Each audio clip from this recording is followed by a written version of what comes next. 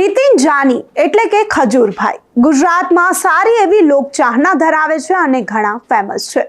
જ્યાં પણ ખજૂરભાઈ જાય ઘણી ભીડ ઉમટી પડતી હોય છે। ત્યારે ખજૂરભાઈ ગયા અને આ ભીડને મોટું નુકસાન થયું। ખજૂરભાઈને જોવા આવેલી ભીડ જ્યાં ત્યાં ઉમટી અને આ ભીડને મોટું નુકસાન ભોગવવું પડ્યું। ક્યાં બની આ ઘટના અને ભીડને શું નુકસાન ભોગવવું પડ્યું જાણીએ આ વિડીયોમાં। નમસ્કાર, હું અમરીન અને તમે જોઈ રહ્યા છો નિર્ભય ન્યૂઝ।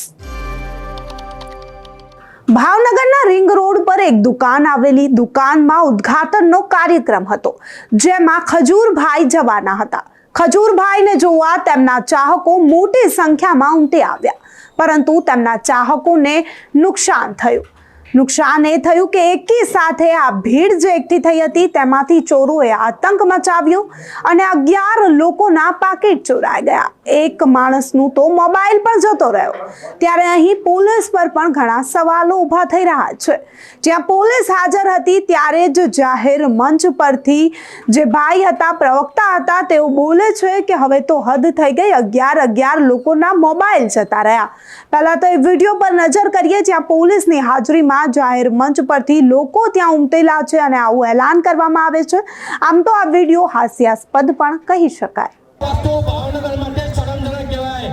સરસ મજાના કાર્યમાં આવી ગયા ખજૂરભાઈને 11 ઓએ ભાઈ, હવે તમારે મને મૂકી દેવું પડશે, ભણ્યા પડશો વાળો વિડીયો છે ભાઈ।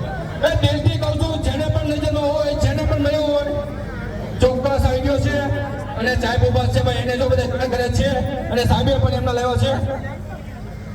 સુરેશભાઈ લાઈનવાળા હોય કે તો કવિયા ભાઈ, સુરેશભાઈ લાઈનવાળા અને ભાઈ 11 પાકી ફોન છે। ભાવનગરને શરમ લેવા જેવી વાત છે। બરાબર, આ કાર્યમાં જો આવતું થતું હોય તો જેને પણ નજરમાં ચડી ગયો હોય, જેને પણ આવી ગયો હોય તો ચોક્કસ એને આપો, સાહેબને જાણ કરો અને બધા જ લોકોને આપણે સપોર્ટ કરવાનો છે ભાઈ। જે લોકોનું પાકીટ મિસ થઈ ગયું છે એ જ લોકો ત્યાં જાઓ પ્લીઝ। બીજા સાહેબને વ્યવસ્થામાં સપોર્ટ આપો ભાઈ। બીજા વધારાના વૈયાઓ બધા બાર વૈયાઓ સાહેબને સપોર્ટ આપો।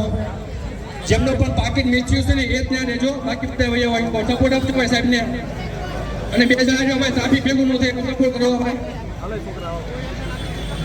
ભાવનગરને બાદ શરમ જેવી વાત છે કે આ તો ઓરેન્જની જેમ આવ્યું ભાઈ હતો। એટલે ભાઈ જેના હોય બધાના ખીચા તપાસી લેજો, સૌના બધાના ખીચામાં બધું વસ્તુ છે ને સહી સલામત। 7 જણાના પાકીટ તોડાઈ ગયા છે અને જેના પણ મળે તો તેજ ઉપર દઈ જજો ભાઈ, પ્રેમથી કહું તમારું।